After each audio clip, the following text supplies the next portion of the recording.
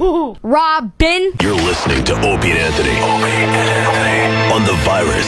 Sirius-XM. You know, my favorite thing in Casino was it was an odd thing that Sharon Stone did. Her fucking I'm a loud drunken whore run. Yes. That run she did when she was wobble walk running, it was the fucking greatest wobble. great. What a It's the best work. Be careful. I've been there. Be careful. That line is great. Be careful. Yeah. It's trying to make like everything's cool. Yeah. Best work by a million miles for her. Oh, was Yeah, she yeah. great? By a million in that? miles. Really good. Yeah, that's astonishing. the whole movie. And those are the movies that it doesn't matter. You're going through the channels, bop, it's on. The remote goes That's right on it. the couch, and you're watching no matter where you come in on it. Yeah. You know, that's Pack a lunch. It's not a short film. And the soundtrack is unfucking believable. Yeah, Again, yep. he's so great at that. The first like 45 minutes with the double voiceover between Pesci and Oh, yeah. De It's Niro is fantastic, man. sick crazy as they tell you how they made Vegas. Oh, fuck. And it doesn't seem like a forced, okay, we got to spoon feed the audience with Right. the voiceover. Yeah, the You know, it's just exposition, very though. natural. Yeah. Well, My wow, favorite part we're of actually that- selling that Casino was a good movie. Wow, we're really out on a You limb guys here. discovered it. It's like an indie film that we found. We like discovering new things, you know. We pass it along to the You're audience. here to promote Casino, right? In theaters 12 years ago. I just want people to get a does chance to see it. I gotta tell you, watching Don Rickles rip into De Niro on the set was maybe one of my favorite moment in my history of show business. We love Rickles. Well, first of all, Rickles tells me that he found out that De Niro kind of, ever since he was a kid, was in like a put-down group on the street corners growing up. Your mother this, your mother that. And to them, Rickles was God. So Rickles tells me he knows that De Niro worships him, basically. So Rickles, of course, Rickles just can't wait to get on the set in front of everyone. So I'm telling you, in the middle of a take, they're on the casino floor standing next to each other, and De Niro is saying his dialogue. Cameras rolling, Scorsese's watching, hundreds of extras on the casino floor. De Niro is speaking his dialogue. In the middle of it, Rickles would say, "Is that it? Is that how you're going to do it? Like that?" No, you got the awards. I'm sure you know what you're doing. Go ahead. and De Niro is weeping with laughter. He can't fucking believe how hilarious this is. I mean, just literally like crying with that big De Niro face. And just every chance he got. There was another big scene where Alan King's character presents my character with a giant mock-up check for Right. 60-something million to build a casino, right?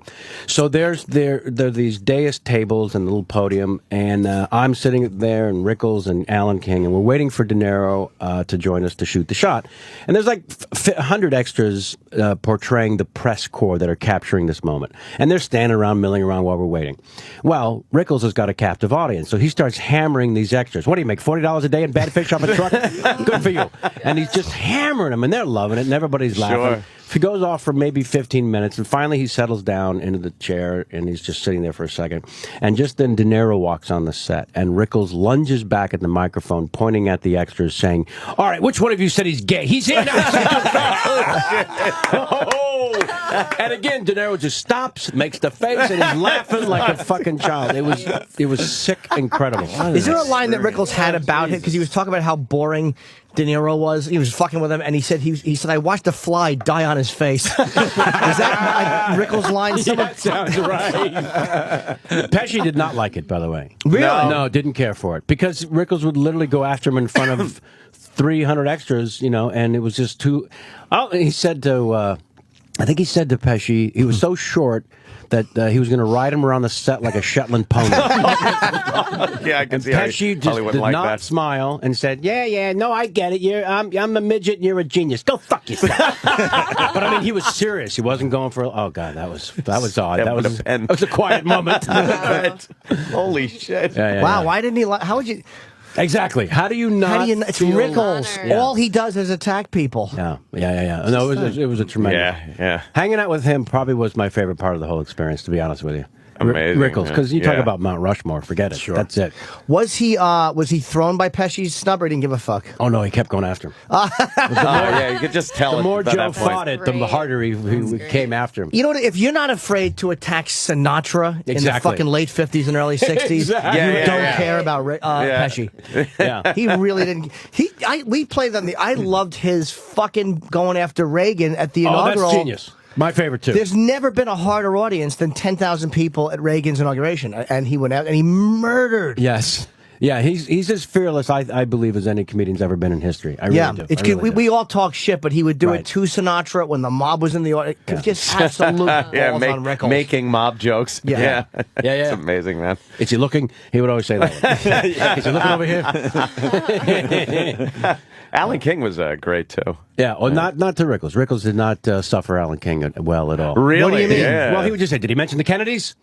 He would just go after him like, oh, he's pals with him. He's hanging out like Kenny Buckport, this kid. Yeah.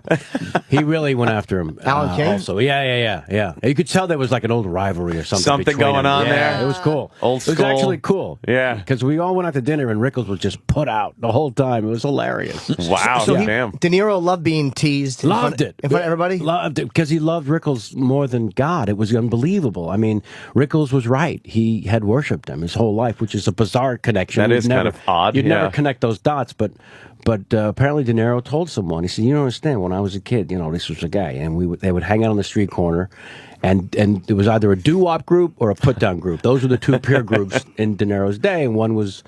Singing songs. The other one was your mother this, your mother. And so Rickles was everything to them. So to be attacked by the king made him the happiest guy on the planet. And he would put his arm around Don like this, like his own father. It was really cool. And nobody ever, a guy like De Niro never gets teased in front of people. I'm telling you, every sphincter tightens. Nobody says, there he is. That's all people say. That's legendary. Yeah.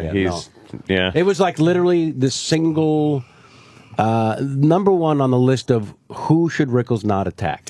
That's what everyone's thinking, and then there he goes. Then again, after you've gone after Sinatra and Reagan, it really there's what do you do after that to fucking impress Don Rickles? There's no one you can't It's go probably after. it's probably like a fresh catch for Rickles. It's like, how do I top myself? I'll go after De Niro. This will be fun. And he's like one of the only people that could get away with saying anything to anybody. Again, if you get a chance, see Casino. And Rickles, Casino's Rickles fantastic. will take the Stardust September 11th through the 17th. But he would brutalize Carson on Carson. He would brutalize him. Oh, yeah. And Ed brutalize him. No one did that. No one attacked Reynolds or Burt Reynolds when he was on fucking.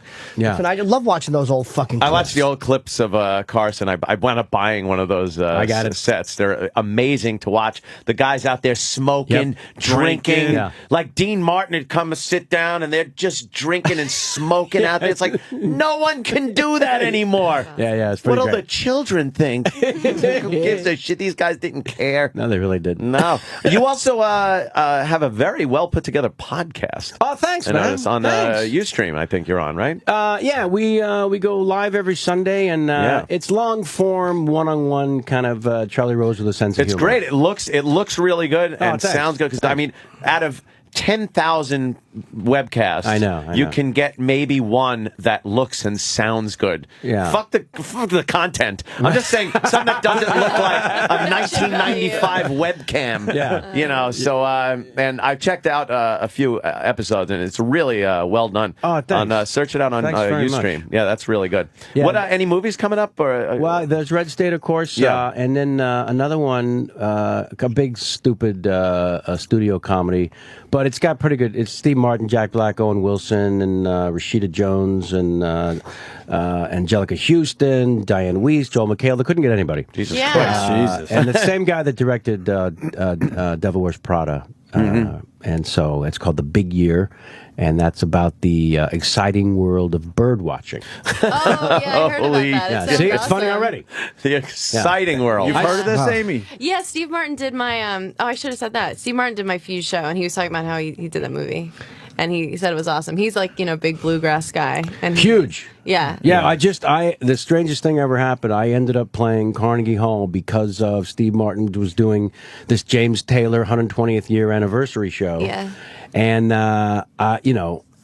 Steve was talking to his old friend James, and James said he wanted to do some kind of tribute to Lenny Bruce, because, again, it was the 120th anniversary of the Carnegie Hall. So I get this email from Steve Martin saying, because we just did the movie, we don't really hang out or anything. He just, sort of reached out, and it was What's his email fucking address? Incredible. Larry King1 at AOL.com. And so he says, I talked to James Taylor, and he's looking to do something for Lenny Bruce, and I told him you could probably impersonate Lenny if he wanted that. So good luck. Pollack if he calls you. And it's one of those things like every actor, when you meet with the director, the old joke is if the director says, "Can you ride a horse?" you say, "Hell yes, I have a saddle in my trunk." Right. Yeah, what do you need? So, sure enough, fucking James Taylor calls. I instantly shit myself, and he says, "So, man, can you do this thing?" And I'm like, "Of course, you kidding? Sure. I've been doing Lenny for 30 years. I had never done Lenny Bruce. I hadn't even thought about doing Lenny Bruce. There's almost no video of him because they wanted to do it from the early days, not the later days when he hated everything, was hanging on the microphone. I made a point of not watching Dustin Hoffman because that was ridiculous. So I was like, how the fuck? And there was 2 appearances of him on Steve Allen's show. I just memorized that. But Steve Martin was there, as you said, doing his banjo stuff. Paying tribute to Scuggs, and the other guy is Flat. Yes, nice pull. Thank you. Who created the 5-finger pick and Foggy Mountain Beverly Breakdown Hillbillies theme song. There you go. Flat and Scruggs. Wow. Yeah, it's great. I watched a lot of television. Yeah, I guess so. Yeah, his band is amazing, and in between the banjo, you have to tune after every song, so he does stand up in between each song, and it was hilarious. His stand up. He's hilarious without even trying. This guy, it's ridiculous. He was like, what did he say? He was tuning his banjo, and he's like, I only write songs about things I care about. So this next song's called Minimum Wage. Let's keep her right where she's at.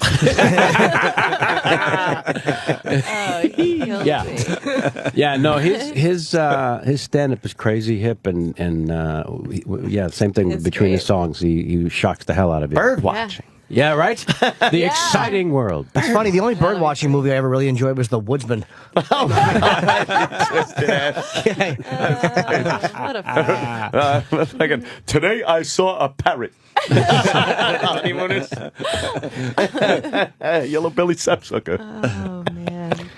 I think it's time to wrap this up. Fellas, let me just say I'm a huge fan, and this was a thrill for me. It's been a long time, and I miss doing the show and seeing you, and I'm a huge fan. Well, let's do it again. Yeah, absolutely. In fact, I can't believe I didn't bring up the. You guys were talking about Independence Day 3-4 weeks ago. Oh my God! And how I'd been ragging on Hirsch, how he sent my people back 50 fucking years. It was horrible. Hawking the president for a cracker on Air Force One, and you guys were going after him. I'm going, this is it. Look at this. Yeah, you'd all be dead if it wasn't for my son David. Right? Yeah. What is this? Jeez, I couldn't believe you were hawking. It was beautiful. Yeah. They didn't want to harp on the fact he was building a settlement on Air Force One. We get it, Judd.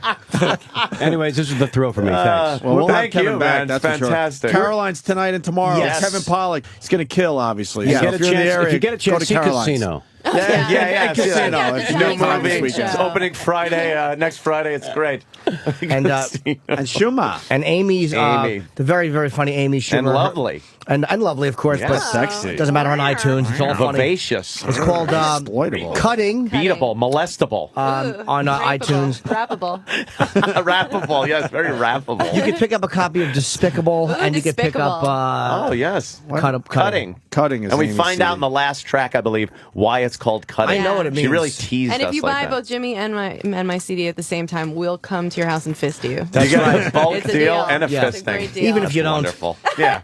Just lock your doors. Lock your doors. Gregorio! Antonio. Amy. The Virus. Sirius-XM. This is the Opie and Anthony Show.